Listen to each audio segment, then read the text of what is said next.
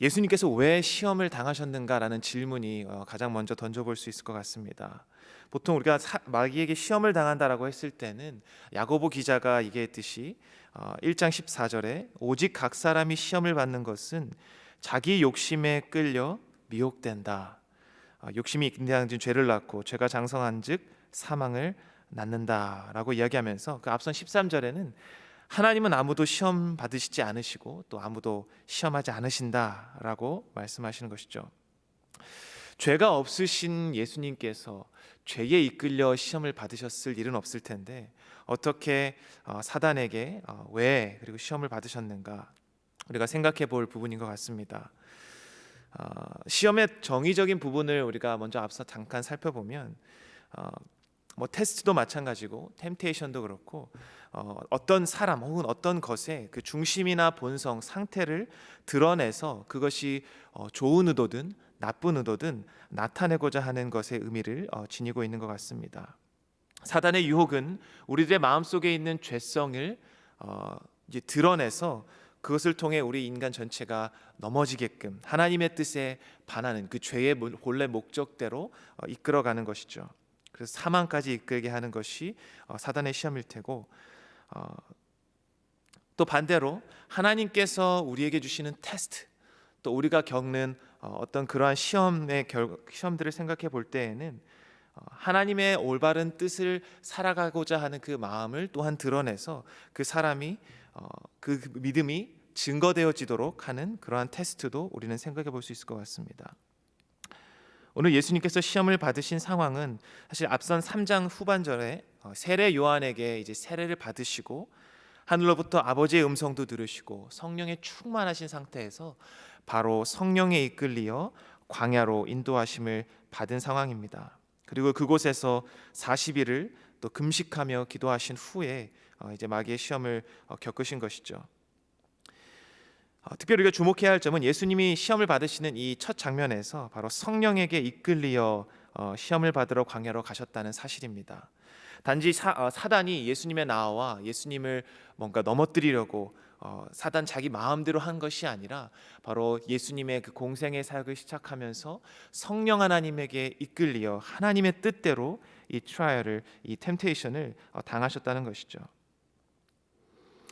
많은 학자들은 이 장면이 예수님께서 참된 이스라엘, 즉 광야 40일을 통해서 이스라엘 백성들이 광야 40년간 행하며 하나님께 계속해서 반역했던 것들을 이제 참된 이스라엘 대신 예수님께서 이 땅에 오셔서 그 모든 시험을 죄 없으신 그분이 하나님의 뜻에 온전하게 순종함으로 그 백성들을 구원하시기 위한 그 목적으로 이 시험을 당하셨다고 이야기합니다. 그 내용들을 우리가 생각하면서 과연 마귀가 어떠한 시험들을 오늘 예수님에게 던져주고 있고 예수님은 그것에 대해서 어떻게 반응하셨는지를 짧은 시간이지만 함께 살펴보기 원합니다. 예수님은 세 가지 시험을 당하셨습니다. 마귀는 세 번에 걸쳐서 예수님을 시험하시는데요. 첫 번째는 돌이 떡이 되게 하는 그러한 일을 행하라라는 시험이었습니다. 본문 3절에 보시면 네가 하나님의 아들이거든 명하여 이 돌들로 떡덩이가 되게 하라. 사실 이 당시의 상황을 저희가 잠깐 생각해 봤으면 좋겠는데요. 분명 예수님께서 40일 동안 금식하시고 굉장히 배가 고프신 상황이었을 것입니다. 제가 40일 금식 기도를 해보지 않았지만 이제 대학교 때 종종 이제 캠페인으로 우리가 금식하며 한 끼, 두 끼 하나님께 기도하자라고 했을 때에 한 끼만 굶어도 사실 굉장히 배가 고팠던 기억이 나는데 40일을 금식하시고 줄이신 상황 속에서 사단이 이제 이야기하는 것이죠. 지금 배고픈 상황인 거 뻔히 아는데 네가 하나님의 아들이거든 이 돌을 떡으로 만들어서 너의 줄인 배를 채우라라고 이야기하고 있는 것이죠. 사실 사단이 이야기한 것이 틀린 말은 아니었습니다. 하나님의 아들인 것도 맞고 예수님은 그 돌을 떡으로 만들 수 있는 능력도 분명히 있으신 분이었습니다. 하지만 실제 이 시험에서 사단이 예수님께 걸고 넘어지고자 했던 것은 다른 것이 아니라 바로 하나님 아버지를 불신하게 하는 바로 시험의 목적이 있었습니다. 그것은 예수님의 답변에서 우리가 함께 또 살펴볼 수 있는데요. 예수님은 사단의 이 유혹에 이렇게 답변하십니다. 사람이 떡으로만 살 것이 아니요 하나님의 입으로부터 나오는 모든 말씀으로 살 것이라 하였느니라. 자, 우리가 이 예수님께서 답변하신 말씀들이 구약에 있는 민수기서에 있는 말씀들을 인용하시면서 답변하시는데, 그 당시 이스라엘 백성들이 하나님과 어떠한 관계에 있었는지를 돌이켜 보게 됩니다. 광야 생활 40년 광야 생활을 통해 이스라엘 백성들은 광야에서 먹을 것을 구할 수 없었기 때문에 하나님의 손에 이끌려 하나님께서 날마다 베풀으시는 만나와 메추라기를 먹으며 생활했습니다. 즉 하나님의 공급하심으로 인하여서 그들이 삶을 살아간다는 것을 또 하나님의 그런 훈련을 통해 깨달았던 것이죠. 하지만 여기서 마귀는 그러한 하나님의 공급하심이 아니라 예수님 스스로에게 자신의 능력으로 줄인 배를 채우라고 유혹하는 것이죠. 그때 하나님은 예수님께서는 하나님의 도우심과 그 채우심을 그리고 그 모든 말씀으로 살아야 함을 다시금 기억하시면서 그에게 답변하셨던 것입니다.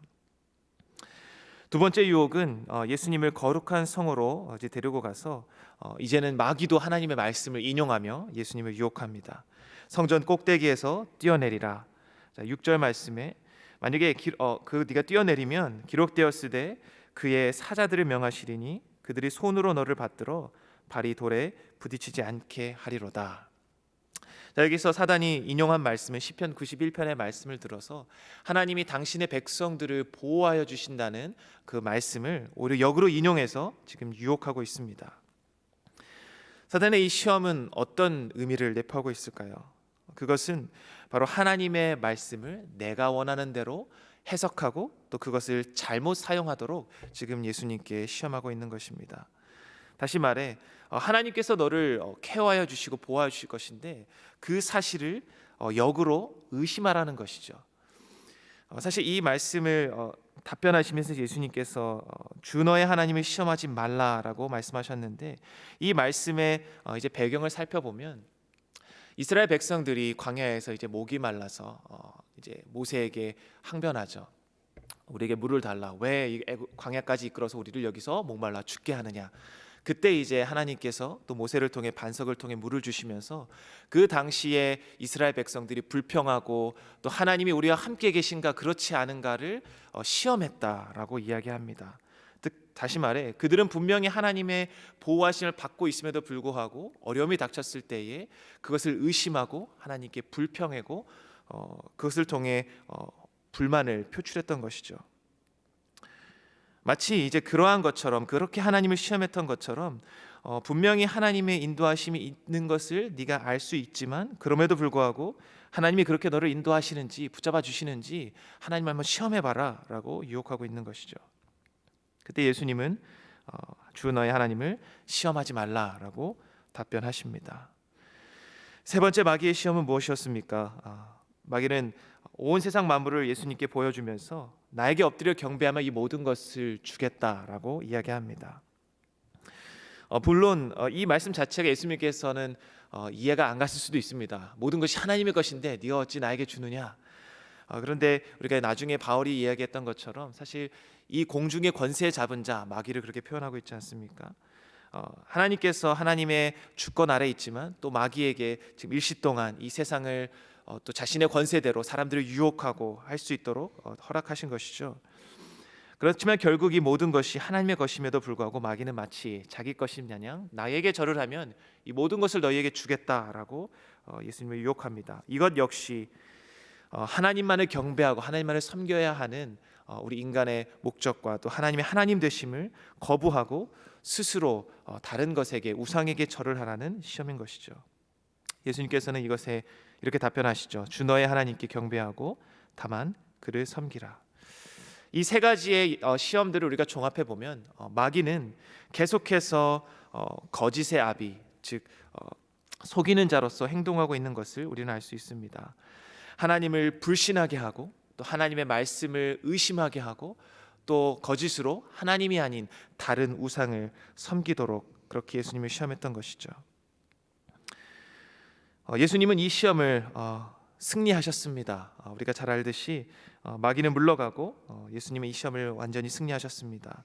이 예수님의 승리가 우리에게 보여주는 이 말씀의 의미는 아까 서두에 말씀드렸듯이 예수님은 우리 구약에서 하나님이 인간을 만드셨고 인간이 하나님의 말씀을 거역하고 불순종하여 하나님의 죄 가운데 빠진 것을 다시금 회복시키기 위해 이 땅에 오셔서 참 이스라엘로서 이 모든 트라이얼을 경험하시고 또 그것 가운데 모든 것을 완전히 승리하심으로써 우리를 구원으로 이끌기 위한 예수님의 목적을, 하나님의 뜻을 달성하신 것이죠.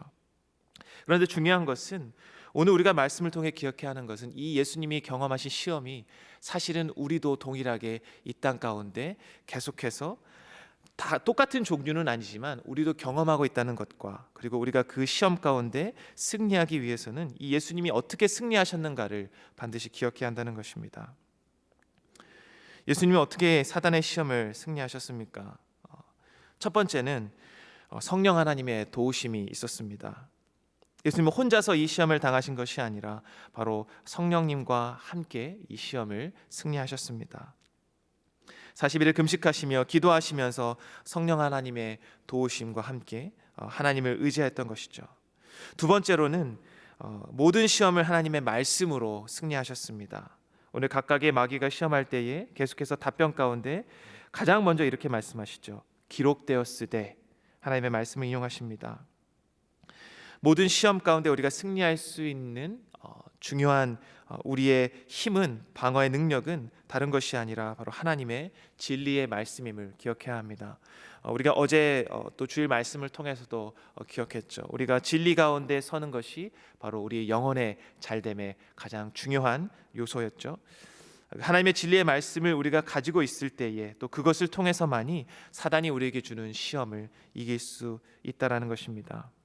그리고 마지막으로는 또 예수님께서 40일 동안 금식하며 기도하셨던 것을 우리는 기억해야 할 것입니다. 바로 시험에 승리하기 위한 또 주된 우리의 가져야 할 능력은 다른 것이 아니라 바로 이 기도의 능력입니다. 40일 동안 기도하시고 그리고 그 시험을 통과하시면서 예수님은 이후에 겟세마네 동산에서 베드로와 제자들에게 이렇게 말씀하시죠. 시험에 들지 않게 깨어 기도하라. 또 예수님이 주기도문을 가르쳐 주시면서도 시험에 들지 않게 하옵시고라고 이 구절을 가르쳐 줬던 것을 우리는 기억해야 할 것입니다. 친히 시험을 통과하시면서 그것 가운데 승리하기 위해서는 반드시 하나님의 말씀이 있어야 되는 것과 또한 반드시 기도로 승리할 수 있는 것임을 예수님께서 우리에게 가르쳐 주고 계신 것입니다. 사랑하는 성도 여러분, 오늘 우리 말씀을 기억하시면서 사단은 끊임없이 이 약한 세대 가운데 우리로 하여금 하나님을 신뢰하지 못하게 하고 하나님의 도우심을 의심하게 만들고 또 하나님을 떠나 다른 것을 붙잡으며 살아가게끔 우리를 유혹합니다. 우리는 이 마귀를 우리 어제 말씀처럼 너무나 과대평가해서도 안 되지만 또 너무 과소평가하여 우리가 스스로 이 모든 것들을 다 이겨낼 수 있다라고 자만해서도 안 될 것입니다. 왜냐하면 사단은 끊임없이 우는 사자와 같이 우리의 연약함을 이용해서 우리를 넘어뜨리려고 도전하기 때문입니다. 그때 우리가 예수님의 말씀을 기억하십시다. 하나님의 기록된 말씀을 늘 붙잡으며 성령 하나님의 도우심을 붙잡아 늘 기도함으로 이 사단의 괴계를 물리쳐야 할 것입니다. 사랑하는 성도 여러분, 오늘 이 새벽에 우리에게 다가올 또 앞으로 다가올 또 지금 여러분 혹시라도 이 사단의 또 시험 가운데 여러 마음의 연약함 가운데 있는 분들이 계시다면 그 시험에서 승리하기 위해 말씀을 붙잡으시고 또 성령 하나님께 기도함으로 주님의 도우심을 구하는 이 새벽이 되시기를 주님의 이름으로 간절히 축원드립니다. 기도하시겠습니다. 살아계신 하나님 아버지, 감사합니다. 죄 없으신 예수님께서 우리를 구원하시기 위해 그 하나님의 구속의 사역을 완성하시기 위해 친히 성령에게 이끌리어 사단에게 시험을 받으시는 장면을 오늘 말씀을 통해 묵상해 보았습니다.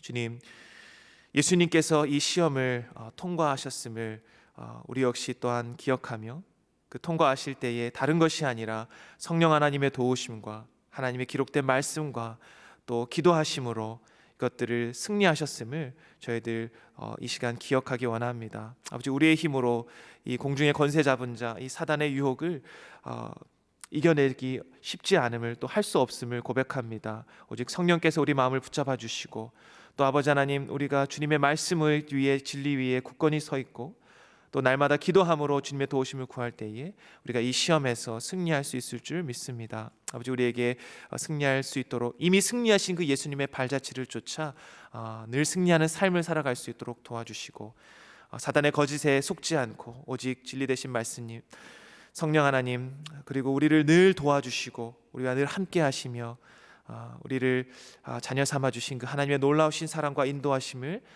늘 기억하며 주님과 동행하는 저희들이 될 수 있도록 인도하여 주시옵소서. 감사드리며 살아계신 예수 그리스도의 이름으로 기도드립니다.